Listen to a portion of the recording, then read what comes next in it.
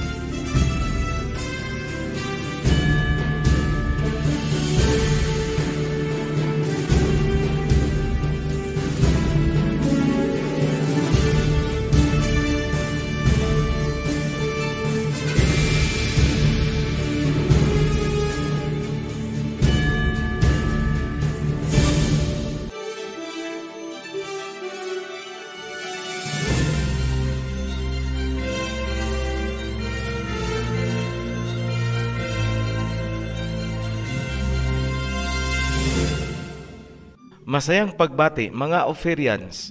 Bago tayo magpatuloy, magbigay lang kami ng information sa English para sa mga fact checkers. Attention, fact checkers. This video is a commentary based on the consolidated output of researchers from different fields of discipline. The main framework is the research of John Edgar Browning from Louisiana State University, published by BBC History and other trusted news outlets. Other related information were taken from historical accounts written by notable historians and writers like Tertullian. All references are cited along the way. This video is not intended to ridicule, discriminate, nor insult any person, groups, organizations, and race. Viewers' discretion is warranted. Thank you. Magpatuloy na tayo sa main topic. Marahil, lahat tayo ay nakakaalam ng mga kwento tungkol sa mga vampires or vampira sa Tagalog. Bihira sa millennials ang hindi man lang nakapanood ng mga pelikula tungkol sa vampires at Dracula, tulad na lang halimbawa ng Twilight Saga, kung saan pinaghalo ang love story, action, at drama, ngunit nakasentro sa pagiging vampire. Higit na popular at sinubaybayan ng marami ang Underworld, isang action drama, ang labanan ng dalawang angkan para sa kani-kanilang survival. Naka-highlight sa kwento ang isang paraan upang mapanatili ng angkan ang kanilang lakas, vitality, at immortality. Yan ay sa pamamagitan ng pag-inom ng dugo. Hindi rin nagpapahuli ang local movie industry. Nagkaroon din ng maraming versions tungkol sa aswang at manananggal na bumibiktima di umano ng tao upang inumin ang dugo. May katotohanan ba ang tema ng mga kwentong yan? Mayroon ba talagang mga taong umiinom ng dugo ng tao? Marahil, iniisip nyo na ito ay pawang fantasy story, urban legend, fiction, o dili kaya kwentong kutsero lamang. Ngunit, paano nila na-conceive ang idea? Ito ang totoo. Yung mga movie per se ay fiction, ngunit ang main idea ay reality. May mga tao talagang umiinom ng dugo hanggang sa kasalukuyang panahon. Kung susuyurin naman natin ang kanilang pinagmulan, pabalik sa ancient time, ibabalik tayo niyan sa panahon ni Noah sa isang documentary research na isinagawa ni John Edgar Browning, isang researcher ng Louisiana State University. Kanyang inilahad ang isang underground network ng mga taong umiinom ng dugo. Ang kanyang documentary research ay inilathala ng BBC History News. Ayon sa research, Ang mga taong ito ay matatagpuan sa mga major cities around the world at mayroon silang community network. Sila ay mga ordinaryong tao, nurses, bar staff, secretaries, etc. Walang kakaiba sa kanila maliban sa pag-inom ng dugo ng tao on a regular basis. Sila ay namumuhay ng normal, just like any ordinary guys next door from different walks of life. Hindi po sila nalulusaw sa sikat ng araw, hindi natutulog sa kabaong, at hindi takot sa krus at bawang. Higit sa lahat, marami sa kanila ay pumapasok din sa simbahan at nagdarasal. In short, hindi po sila ang tipikal na ipinapakita sa mga horror movies. Ganyan ang profile ng mga totoong modern-day vampires sa kasalukuyang panahon. Gaano sila karami? Ayon sa researcher, hindi matukoy dahil ang kanilang mga grupo ay highly exclusive. May screening din sila para makilala ang tunay nilang mga kasamahan. Highly organized, tulad ng mga napapanood natin sa pelikulang Underworld, It Takes One to Know One. So, ano ang kanilang gawain in the shadows? Silipin natin ang isang community sa New Orleans bilang archetype. This is just the tip of the iceberg. Ang mga vampire ay gumagamit ng iba't ibang paraan upang sipsipin ang energy ng isang tao.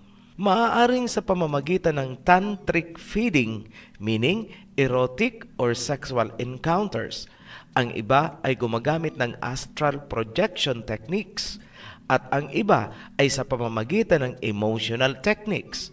Ang mga umiinom ng dugo ay tinatawag nilang sanguinarians. Lahat yan ay matatagpuan dito sa vampire community ng New Orleans. Paano nila nalaman na sila ay mga vampires? Ayon sa confession ng isang vampire, nagsimula ang kanyang awakening around the onset of puberty, meaning around 10 years old. Ang awakening process ay sa pamamagitan ng matinding pagkauhaw na tila ba nasa matinding init ng panahon at kailangang uminom ng napakalamig na tubig.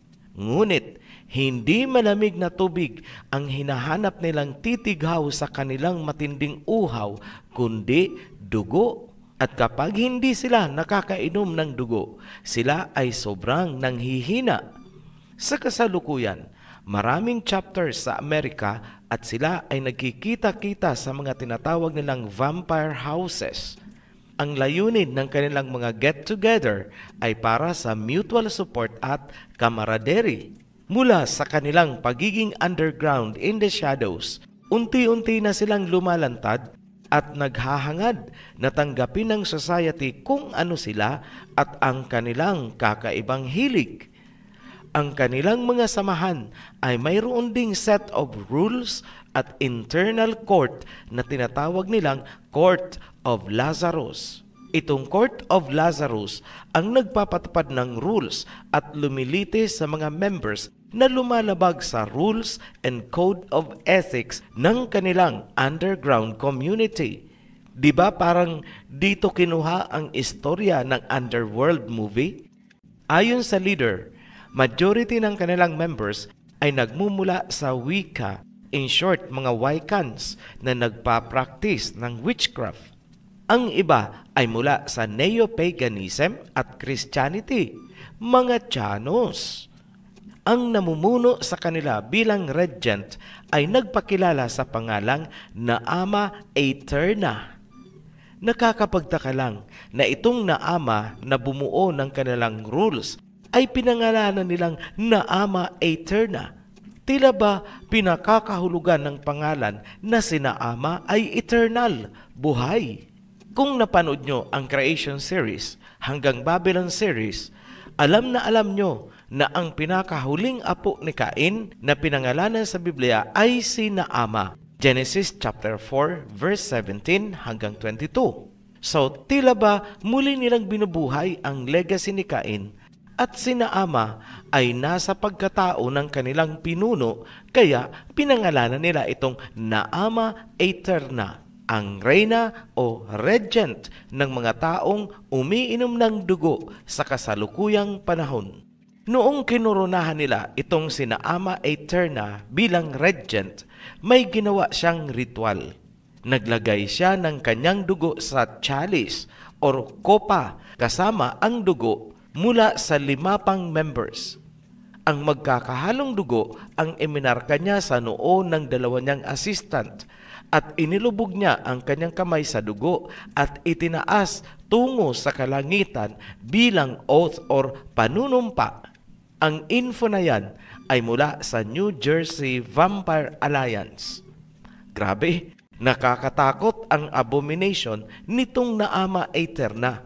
Mukhang may alam siya sa mga ritual ng totoong Naama sa panahon ni Noah. Hindi na kami magbibigay ng marami pang detalye tungkol sa network of vampires. Ang mahalaga sa amin ay mapatunayan lamang na mayroon nga talagang mga tao na umiinom ng dugo sa kasalukuyang panahon. Ang dugo na kanilang iniinom ay galing sa mga regular suppliers or donors at ito ay sinasaklaw ng Donors Bill of Rights ayon sa The Atlantic. Although sinasabi sa report na global network ang mga vampires, ang nakita nating mga network ay pawang nasa Amerika. Mga kano, ito ang tanong. Saan nagsimula ang kaugalian o ideya ng pag-inom ng dugo nitong mga vampira na nasa Amerika? Dito papasok ang history at ang Biblia. Remember, the Bible is also a history book. Sa ating mga nakatalikod na research presentations, napatunayan natin historically na ang mga kano ay nakarating sa Amerika noong 1620 sakay ng Mayflower galing sa England mula sa Europe. Ang mga kano ay Europeans. Collectively, tinatawag silang Western Civilization. Tanong, maliban sa mga kano, mayroon din bang mga tao na umiinom ng sariwang dugo sa Europe? Here is a piece of history published by Smithsonian Magazine. Post nyo na lang po ang video kung nais nyong basahin. Ayon sa research na isinagawa ni Richard Sogg ng England University of Durham, inilahad niya na noong 16th and 17th century, maraming Europeans kasama ang mga royalty, priests, and scientists ang routinely kumakain ng buto ng tao, taba, at dugo bilang gamot. Pati ang mga mami sa Egypt di umano ay kanilang ninakaw para sa layuning yan. Kahit si King Charles ay umiinom ng elixir or tincture na nagtataglay ng bungo ng tao. Ayon naman sa isang Swiss-German physician noong 16th century, ang pag-inom ng sariwang dugo ng tao ay nakakabuti sa katawan. Kaugalian ng mga panahong yun na inumin ang dugo ng mga nahatulan ng kamatayan habang ito ay mainit-init pa.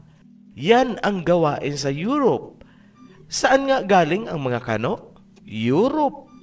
Nagtataka pa ba kayo kung bakit muling lumutang o lumitaw sa mga kano ang pagkauhaw sa sariwang dugo? Ayon pa rin sa inilathala ng Smithsonian, naniniwala ang mga Europeans na sa pamamagitan ng pagkain ng corpse or bangkay, nakukuha nila ang lakas ng tao na kanilang kinain. Ganito ang sinabi ni Leonardo da Vinci, napipreserba daw ang buhay sa pamamagitan ng kamatayan ng iba. Life is preserved by the death of others. Mula po yan sa Smithsonian Magazine. Ang link ay inilagay din namin sa description nitong video. So, na-establish na natin na ang kaugaliang pag-inom ng dugo ng tao nitong mga kano ay nag-uugat sa Europe mula sa kanilang mga ninuno. Kung bubuksan natin ang world history, ang ninuno ng Western Civilization ay galing sa ancient Greece, Rome, at Western Mediterranean.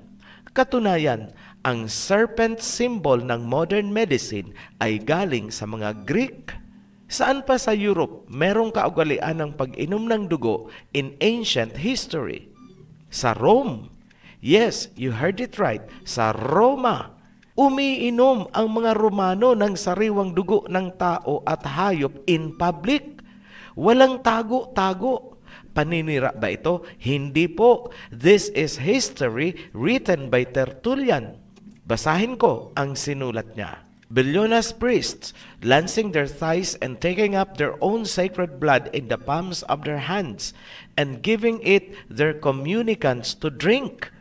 Those epileptic persons also who flock to the amphitheaters for the cure of their disease intercept the reeking blood as it comes gushing from the gladiators' throats and swill it off with greediness.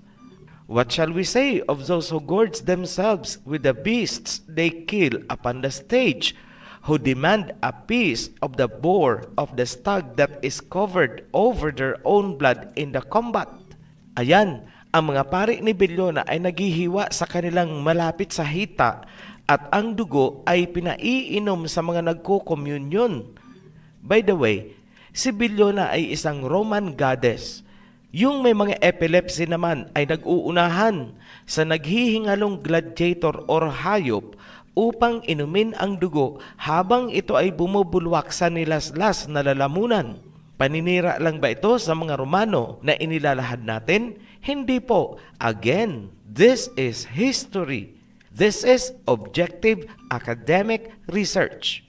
Kung nagagalit kayo sa aming inilalahad, patingin po kayo sa psychiatrist. You need professional help. Malinaw sa kasaysayan na ang gawaing pag-inom ng dugo nitong subculture ng mga Kano ay ginagawa din sa Roma in ancient history. Ito ang $1,000,000 question. Paanong natutong kumain ng dugo ang mga Pilipino or Ophirians? Para masagot, balikan natin ang panahon ni Noah. Pagkatapos ng baha, ang lahi ni Canaan ay humalo sa lahi ni Japheth habang itinatayo nila ang Tower of Babel at bumangon ang Babylon. Sa pagkakawasak ng Tower of Babel at Ancient Babylon, ang ibang lahi ni Canaan ay sumama sa lahi ni Japheth at sila ang naging Europe ngayon. Malaking bahagi ng Europe ay nagmula sa mga Phoenicians. Sino naman itong mga Phoenicians? Sila po ang tinatawag sa Biblia na Canaanites, mga descendants ni Canaan, ang mortal na kaaway ng Israel ni Jacob mula pa sa biblical time hanggang sa kasalukuyang panahon. Sa Europe sila napunta kasama ang iba pang lahi ni Japheth. Katunayan, ang ancient Gadir or Spain sa kasalukuyan ay itinayo ng mga Phoenicians or Canaanites. Ibig sabihin, ang mga Kastila na napunta dito sa atin ay mga Canaanites. Sa totoo lang, ang dinuguan ay hindi po pagkaing Pilipino. Huwag niyo pong tinatawag na panlasang Pilipino ang dinuguan. Ang pagkain ng dugo ay isang foreign delicacy. Hindi po sariling atin. Katunayan, hanggang sa kasalukuyang panahon, majority pa rin ng mga Pilipino or Ophirians ay nandidiri pa rin sa dinuguan. Ulitin ko ang $1,000,000 question. Paano natutong kumain ng dugo ang mga Pilipino? Ang sagot ay matatagpuan sa Northern Mindanao at sa Guam, the Marianas Islands. Sa Northern Mindanao, ang dinuguan ay tinatawag na sampayna or champayna. At this point, hindi pa natin masasagot kung saan galing ang sampayna or champayna ng Northern Mindanao. Kailangan natin ang history ng Guam to bridge the gap. Ayon sa Guampedia, ang dinuguan sa Guam at Marianas Islands ay tinatawag nilang fritada mula sa salitang fritar, fried. Ngunit, ang fritar sa Guam ay gawa sa dugo ng baboy, may vinegar at spices. Typical na dinuguan. Sinasabi ng Guampedia na ang tinatawag nilang fritar ay nagmula sa Monterrey, Mexico, kung saan ang fritar ay dinuguan din. Ano lang ang pinagkaiba? Sa Mexico, dugo ng tupa ang ginagamit na fritar o dinuguan. Ngayon, ang origin ng Mexican dinuguan ay hango sa chanfaina mula sa Extremadura, Spain. Balikan natin ang Guam at Marianas Island. Ayon sa report ng Legazpi Expedition noong 1565, isda lamang ang kinakain ng mga tao sa Guam. Hindi sila kumakain ng baboy, baka at usa. Ang mga Kastila ang nagdala sa Marianas Islands ng baboy at baka. Malinaw, tulad sa ating bansa, ang dinuguan ay dayuhan din ang may dala sa Guam at Marianas Island. Napansin nyo? Ang dinuguan sa Guam at Mexico ay mula sa Extremadura, Spain, kung saan ito ay tinatawag na chanfaina. Huwag kalimutan na ang Mexico ay naging colony ng Espanya tulad natin. Chanfaina sa Spain, chanfaina din sa Northern Mindanao. Hindi na maitatanggi ang pinagdaanan. Ang mga Pilipino ay natutong kumain ng dugo mula sa mga Kastila, mga Canaanites. So, please stop calling dinuguan as panlasang Pilipino. Nakakadiri po pakinggan. Panlasa po yan ng mga Gentiles. Filipinos are not Gentiles. Huwag kayong makinig dyan sa mga sektang European na pinapaniwala kayo na tayo ang mga Gentiles. Yan ay isang malaking BS, as in bulaang sinungaling. Ngayon, ano pang mga putahe ng dugo ang dinala dito sa atin ng mga Kastila? Morcilla de Burgos, blood sausage, origin, Burgos, Spain, panlasang hintil. Morcilla de Granada, blood sausage, origin, Granada, Spain, panlasang hintil. Morcilla de Ceba, Butifarra de Ceba, or Morcilla de Cibola, blood sausage, origin, Alicante, Spain, panlasang hintil. Bonus, bupis, baga ng baboy, panlasang hintil. Very conclusive. Sa pangalan pa lang ng mga putahe, ang pagkain ng dugo ay natutunan ng mga Pilipino mula sa mga Kastila, imported from Spain, Europe. At ano nga ulit ang Spain sa ancient history? Gadir. Sino ang nagtatag ng Gadir? Mga Phoenicians. Sino nga ulit ang mga Phoenicians sa biblical times? Canaanites. Ang kalaban ng Israel ni Jacob mula sa simula. Kaninong lahi ang Canaanites? Kay Canaan. Sino ang nanay ni Canaan? Si Naama. Sino ang pinakaninuno ni Naama? Si Cain. Genesis chapter 4 verse 17 to 22. Sa panahon natin ngayon, may isang Naama Eterna na sumibol mula sa mga kano. Siya ang regent ng grupo ng mga umiinom ngayon ng dugo. Ang mga kano ay galing sa England. Ang England ay nasa Europe kasama ng Spain. Mga kumakain ng dugo. Kailan kaya nagsimula ang pag-inom at pagkain ng dugo ng tao or hayop? Bago ang baha o pagkatapos ng baha? Kung inaakala nyo na ang kaugaliang yan ay nagsimula lamang pagkatapos ng baha, think again. Ambiguous lang po kasi ang pagkakasulat at hindi gaanong detalyado ang information sa Genesis. Ang nakalagay lang na reason bakit naganap ang baha ay wickedness. May mga detalye na matatagpuan sa Jubilees chapter 5 verse 2. And lawlessness increased on the earth, and all flesh corrupted its way, alike men and cattle, and beasts and birds, and everything that walks on the earth, all of them corrupted their ways and their orders, and they began to devour each other. and lawlessness increased on the earth, and every imagination of the thoughts of all men was thus evil continually. Ayan, malinaw na inilahad ng Jubilees ang extent of wickedness or kasamaan na nababanggit sa Genesis. Man and beasts began to devour each other. Tao kinakain ang kapwa-tao, iniinom ang dugo, nagsisipsipan sila ng kani-kanilang mga dugo. Ganon din ang hayop. Sila-sila ay nagpapatayan upang kainin ang isa't isa. Madugo ang lupain.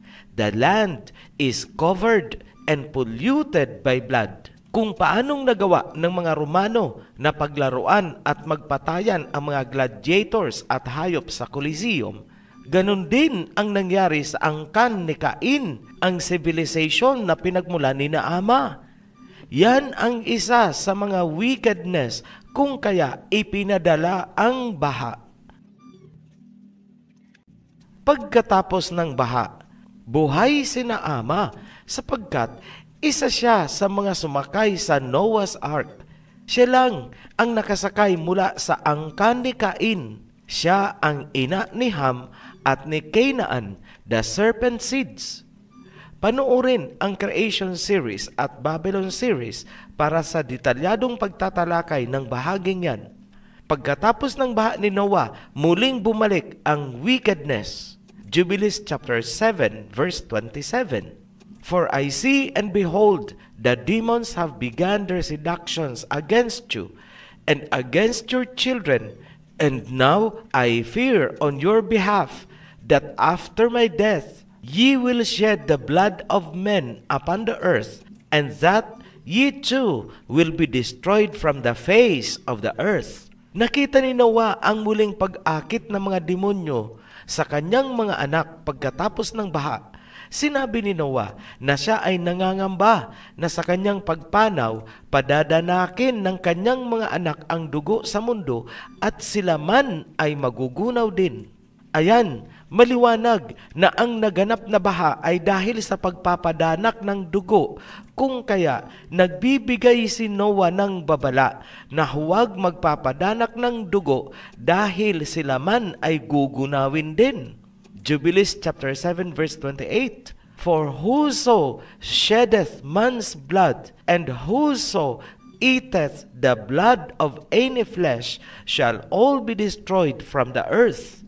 Ang sinumang magpapadanak ng dugo at kakain ito ay gugunawin din mula sa mundo. Sa Genesis, kung natatandaan pa, nakipag-covenant ang Ama kay Noah. Ayon sa covenant, hindi niya na muling gugunawin ang mundo sa pamamagitan ng baha. Ibig sabihin, pwede pa rin niyang gunawin ang mundo, ngunit hindi siya gagamit ng baha. Ibang paraan naman. Ngayon, anong privilege ang ibinigay ng Ama sa tao ayon sa covenant? Genesis chapter 9 verse 3. Everything that lives and moves about will be food for you. Just as I gave you the green plants, I now give you everything. But you must not eat meat that has its lifeblood still in it. Sa panahon ni Noah, kahit anong hayop pwede nilang kainin. Huwag lang ang dugo. Ulitin ko, ang privilege na yan ay sa panahon lamang ni Noah. Pasubali, sa mga mahilig magpalusot sa pagkain, huwag niyong gagamitin na palusot ang verse na yan para sundin ang gusto niyong doktrina. OHC is warning you.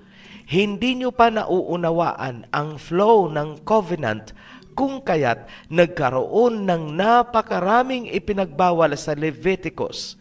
Little knowledge, little learning is dangerous. Huwag pong paiiralin ang KKK, konting kaalaman sa kasulatan. Ulitin ko po, huwag niyo pong pakikinggan ang KKK, konting kaalaman sa kasulatan. Dangerous po yan. Ngayon, bakit bawal kumain o uminom ng dugo? Sinagot yan sa maraming bahagi ng Torah. Genesis chapter 9 verse 4. But you must not eat meat that has its lifeblood still in it. Leviticus chapter 17 verse 11. For the life of the meat is in the blood. Deuteronomy chapter 12 verse 23. For the blood is the life. You shall not eat the life within the meat. Isa lang ang sinasabi ng tatlong verse. Ang buhay ay nasa dugo. Ang dugo ay buhay. Huwag kakainin ang buhay dahil kung kakainin mo yan, hahanapin yan sa iyo ng Ama. Ngayon, may kailangang titigan sa covenant kay Noah. I will demand accounting from every animal. Hahanapan ko kayo ng bawat dugo ng hayop. Yan ang sinabi ng Ama.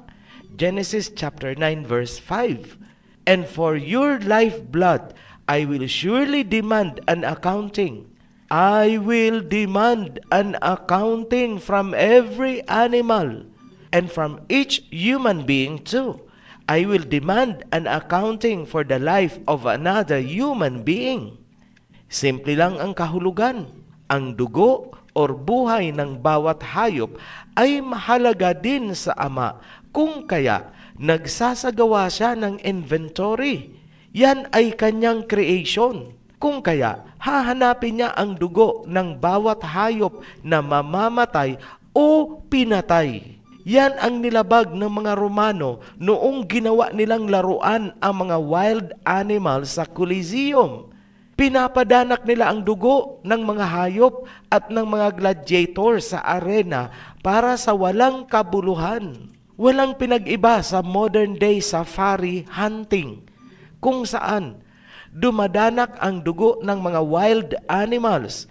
Kukunin ang ulo upang gawing dekorasyon sa bahay. Yan po ay pagsuway sa covenant ng Ama na ibinigay kay Noah. And mind you, mga Pilipino, makinig kayo na mahilig sa sabong ng manok. Ang inyo pong katuwaan na pagsasabong ng manok kung saan dumadanak ang dugo at namamatay ang manok ay isang kasalanan sa Ama. Ginawa nyo ring laruan ang buhay ng kanyang creation. Walang pinag-iba sa ginagawa ng mga Romano noon sa Coliseum. Kaya nga nagbilin si Noah, huwag magpapadanak ng dugo para sa walang kabuluhan. Tao man o hayop, respect his creation, respect nature, respect wildlife, respect life. Yan ang nilabag ng Roma at ng mga Kastila noong sinakop nila ang iba't ibang bansa kasama tayo. Milyon ang kanilang pinatay, maipasok lang ang kanilang Christianity. Tapos, very proud ang mga Tiyanos. Ano ang sabi ng Ama? I will surely demand an accounting of the lifeblood, both humans and animals. Hahanapan ko kayo ng bawat dugo na inyong pinadaloy, tao man or hayop. Tandaan nyo po yan. Muli kaming nagpapasalamat sa lahat ng patuloy na sumusuporta sa ating channel. Para sa mga bagong subscribe, huwag pong kalilimutan na panuorin ang The Guide upang alam nyo ang sunod-sunod ng panunuorin. Para sa mga newly baptized, welcome to the covenant. At para sa lahat, be blessed. Shalom. Maraming salamat sa inyong oras at bukas na kaisipan. Kung nakatulong ang video sa pagpapalalim ng inyong kaalaman, paki-like po at huwag kalimutan mag-subscribe para sa iba pang makapangyarihang mensahe. Hanggang sa muli.